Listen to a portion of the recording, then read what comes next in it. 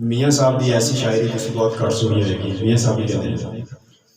बेटियां के बारे कि सारी उम्र पेक गुजारी ते आखिर सोरे जाना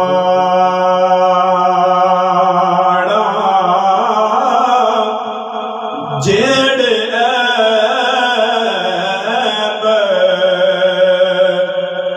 तेरी मां ने छुपाए ओ सस छुपावे ते जाना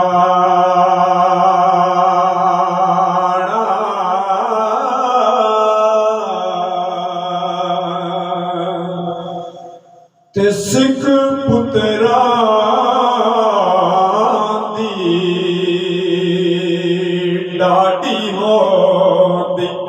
बहुत बड़ी गल की दुनिया सामने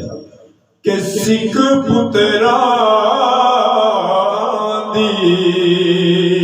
डाटी होंदी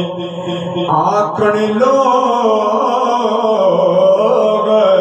सियाणे ए मेवा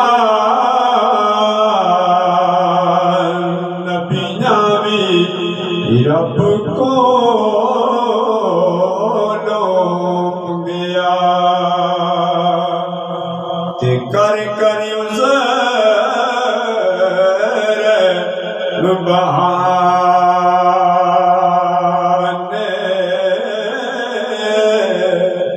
ते अगला शेर बड़ा काबिल गौर के पुत्र हुंदे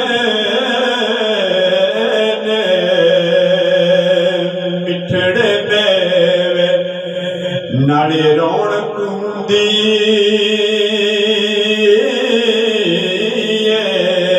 कर दी तियां जई नहीं कोई शै प्यारी पर यशना भगवान कर दी।